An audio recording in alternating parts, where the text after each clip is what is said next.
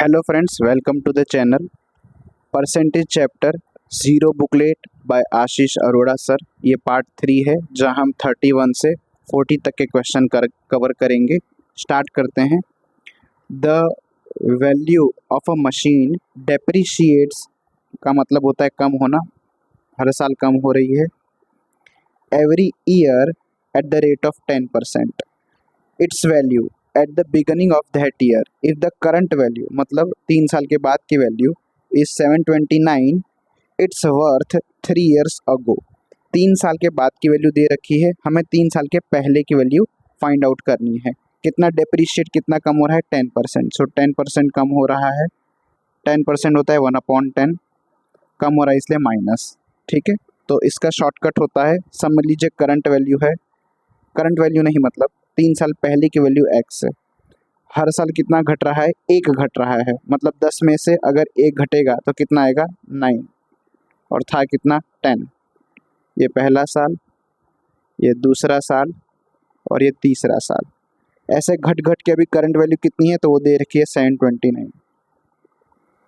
Okay, ये आपको बार बार काम आने वाला है। इस क्वेश्चन को इस टाइप को अच्छे से याद रखिएगा कि 3 साल पहले की वैल्यू है, ये डिप्रिशिएट हुआ, फिर वापस डिप्रिशिएट हुआ, फिर वापस हुआ, और करंट वैल्यू है आपकी ये 729। ओके, अब अगर आपको क्यूब और स्क्वायर बहुत अच्छे से आते हो, आपको काम आने वाले हैं। 9 का क्यूब होता है 729, तो कैंसल आउट हो जाएगा, यहाँ 1 बच जाएगा, और एक्स की वैल्यू आ जाएगी 10 मल्टीप्लाई 10 मल्टीप्लाई 10, जो कि 1000 होगा, और 1000 वहाँ जाएगा, so is equal to 1000। Okay, बहुत ईजी क्वेश्चन। सेकंड क्वेश्चन लेते हैं। A reduction in the price of apples enables a person to purchase 3 apples for 1 rupees instead of 1.25 rupees। मतलब क्या है कि प्राइस में कुछ रिडक्शन हुआ है।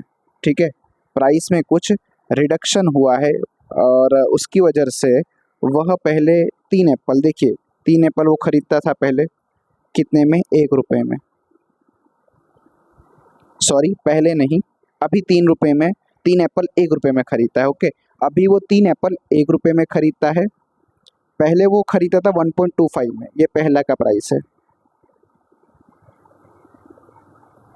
ओके, पहले यही 3 एप्पल वो कितने में खरीदता था? वो खरीदता था 1.25 में, और अभी खरीदता है 1 रुपये में। तो हमें ये देखना है कि जो कीमत में कमी है वो कितनी आई है। ओके, जो कीमत में कमी है वो कितनी आई है। तो अगर यहाँ नॉर्मल में बात करूँ, सिंपल सी, तो हमें मालूम है कि price multiply consumption is equal to expenditure होता है। ठीक है, अगर हम देखें तो कंजप्शन तो सेम है, 3 का 3 ही है।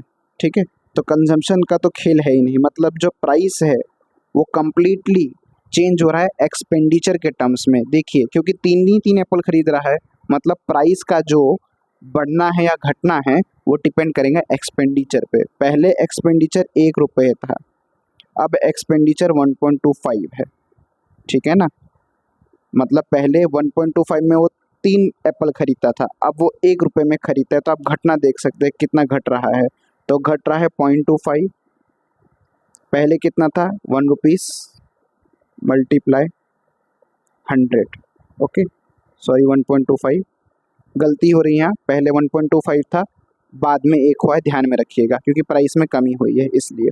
अगर आप देखेंगे तो ये डायरेक्ट कैंसल आउट होकर हो जाएगा 25/125, क्योंकि जब हम पॉइंट निकालेंगे तब डिनोमिनेटर में 100 आएगा, जो कैंसल आउट हो जाएगा, इंटू 100, 5 और यहाँ 20।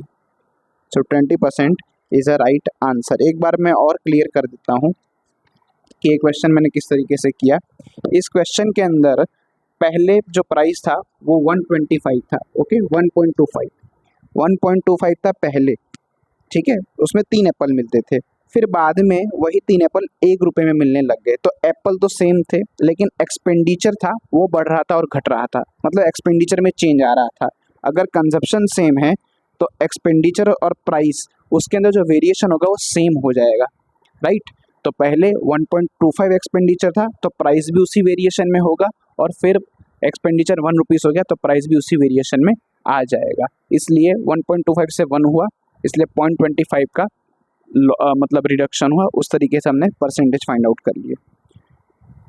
Question number 33, if x is 20% less than y। बहुत ही सिंपल है ये क्वेश्चन। 20% मतलब क्या होता है, 1/5। लेस देन मतलब मैं माइनस लिख देता हूँ। अब मैं x/y लिख लेता हूँ, ठीक है। y अगर 5 है तो x उससे कितना लेस देन है, 1, और एक निकालोगे तो कितना आ जाएगा, 4।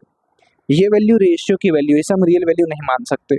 अगर रियल वैल्यू मानना है तो मैं x को लिख लेता हूँ 4 की और y को लिख लेता हूँ 5 के। क्यों? क्योंकि ये रेशियो है कि हमारा कोई भी रियल नंबर हो सकता है। ओके, रियल नंबर नहीं, नेचुरल नंबर भी ले सकते हो, कि हमारा नेचुरल नंबर हो सकता है कोई भी। ये के लेना ज़रूरी क्यों है? क्योंकि ये रियल वैल्यू नहीं है, ठीक है ना। ये 4/5, शायद 400/500 भी हो सकता है, शायद 20/25 भी हो सकता है, क्योंकि रेशियो तो 4/5 ही आएगी सबकी, इसलिए हमने के लिखा हुआ है। नाउ अब हम उसे इसमें रखेंगे क्योंकि हमें इसका मान निकालना है। तो पहले मैं ये निकालूंगा y - x मतलब 5k - 4k, तो ऊपर बचेगा k, अपॉन है नीचे y मतलब 5k। अगर k कैंसिल करेंगे तो पहली आएगी 1/5। ओके, मतलब इसकी वैल्यू तो आएगी 1/5, ठीक है। तो ये ऑप्शन गलत है, ये भी गलत है, ये भी गलत है। राइट आंसर ये, क्योंकि इसमें ही 1/5 है। और अगर दूसरी वैल्यू निकालो तो x की वैल्यू थी 4k, ठीक है ना। ये x की वैल्यू 4k मैं यहाँ लिख रहा हूँ, 4k अपॉन x - y, तो 4k - 5k माइनस के कैंसिल करेंगे तो हमारे पास आएगा -4, ठीक है ना। ये माइनस यहाँ होगा, यहाँ मतलब -1 हो जाता है इसलिए। ओके, सो हमारा आंसर होगा A. Question number 34, two numbers a and b are such that sum of 5% of a, ठीक है ना। 5% ऑफ a सम करना है, मतलब एडिशन करना है। 4% of b, 4% of b is equal to 2/3 of sum of 6% of A plus 8% of B, ठीक है। अब हम देखेंगे कि जो परसेंटेज है, यहाँ भी परसेंटेज कॉमन है और यहाँ भी परसेंटेज कॉमन है, उसे हम कैंसिल कर देंगे। परसेंटेज का मीनिंग क्या होता है, डिनोमिनेटर में 100, अगर आप 100 भी लिखोगे नीचे तो 100 कॉमन आके कैंसिल हो जाएगा।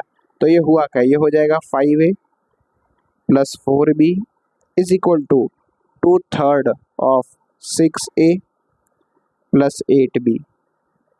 ये यहाँ मल्टीप्लाई होगा, ये यहाँ मल्टीप्लाई होगा, 3 वहाँ मल्टीप्लाई हो जाएगा 15A प्लस 12B, 2 मल्टीप्लाई हो जाएगा 12A प्लस 16B, ठीक है ना। 15A अगर 12A यहाँ आ जाएगा तो माइनस होगा, 15A माइनस 12A 3A आएगा।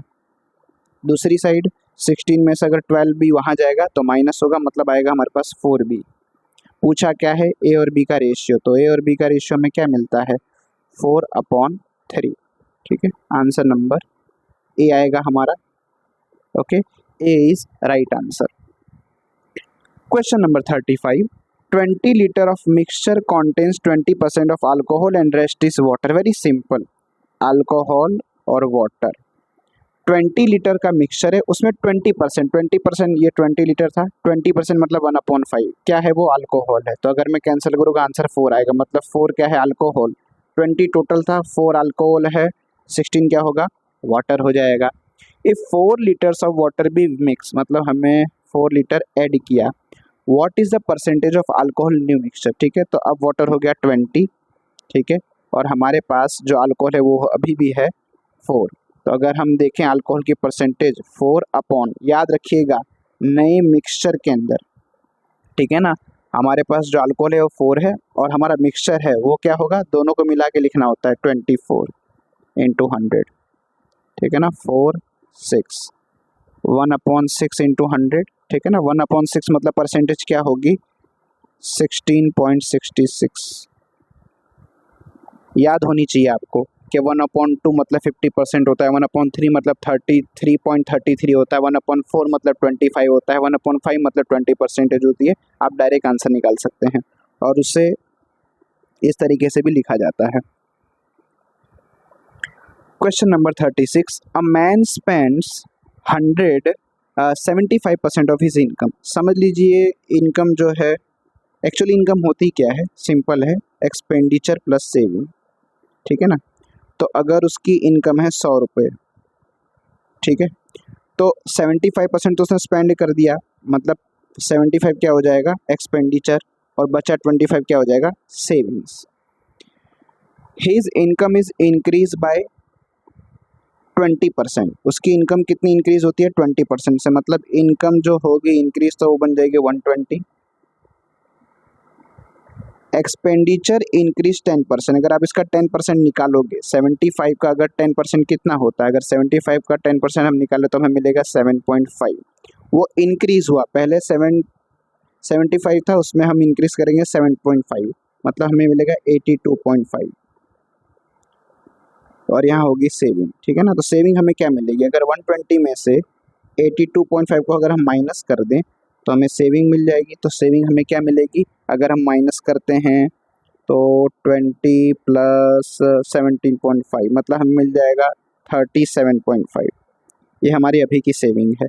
हमें निकालना है परसेंटेज इंक्रीज सेविंग के अंदर। तो पहले सेविंग थी 25, अब हो गई 37.5। तो पहले थी 25, पहले हमेशा नीचे लिखा जाता है, बढ़ा कितना हमारा 12.5 इंटू 100, अगर हम कैंसल आउट करेंगे तो यहाँ 4 आएगा, और 12.5 मल्टीप्लाई 4 हमें देगा 50%।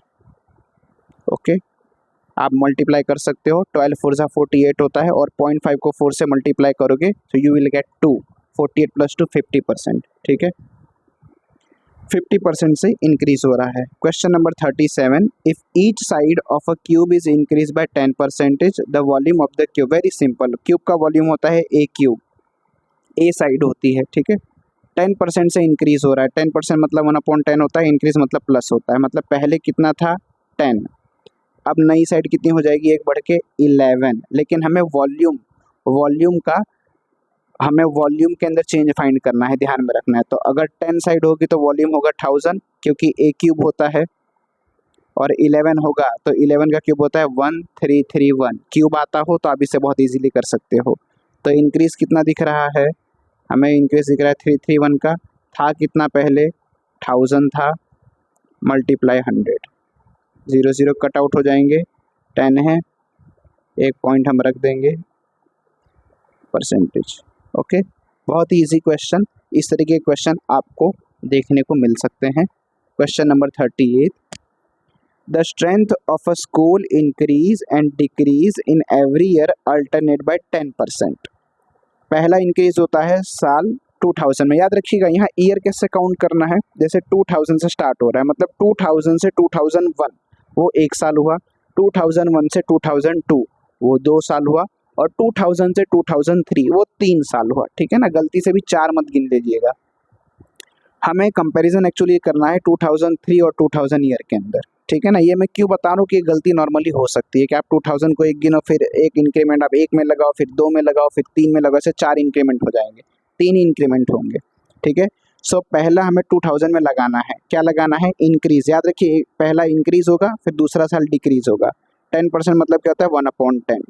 चलिए 2000 से 2001 इंक्रीज हुआ, मतलब 10 का हो जाएगा, ऐड हो रहा है 11, ठीक है ना, और फिर दूसरी बार हम माइनस करेंगे, फिर 2001 से 2002 क्या होगा, डिक्रीज होगा, मतलब 10 में से एक माइनस करेंगे तो क्या हो जाएगा 9, वापस इंक्रीज आएगा तो 10 का क्या हो जाएगा 11, ठीक है।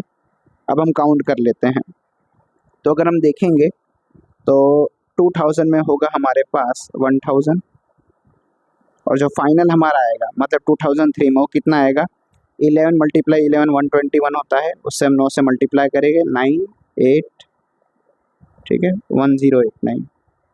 तो आप देख सकते हैं हमें एक इंक्रीज देखने को मिल रहा है कितने का, 89 का, पहले कितना था 1000 था, मल्टीप्लाई 100, ये दोनों कैंसिल आउट हो जाएंगे, हमें मिलेगा 8.9, बट क्या इंक्रीज, ठीक है ना, इंक्रीज हमारा आएगा 8.9। आगे बढ़ते हैं हम 39 क्वेश्चन पे। The difference between the value of a number is increase by 20% and the value of a number decrease by 25% is 36। Difference किसके बीच का डिफरेंस, एक नंबर है उसे 20% बढ़ाओ, फिर एक वही नंबर को एक बार 25% घटाओ, उसके बीच का डिफरेंस हमें 36 दे के रखा है। मतलब अगर मैं मान लेता हूँ नंबर हमारा है 100x, ये हमारा नंबर है, उससे अगर हम 20% से बढ़ाएं तो हमें मिलेगा 120x। अब इसी नंबर को अगर हम 25% से घटाएं तो हमें मिलेगा 75x। उनके बीच का क्या डिफरेंस, डिफरेंस मतलब माइनस, तो हमें क्या मिलेगा 36। हमें नंबर फाइंड करना है, मतलब मैं x की वैल्यू फाइंड करेगा तो नंबर मिल जाएगा। माइनस करोगे तो यहाँ आपको मिलेगा 45x is equal to 36, x is equal to 36 upon 45, 9 4 जा और 9 5 जा, मतलब x की वैल्यू मिली मेरे को 4/5। हमारा रियल नंबर ये है।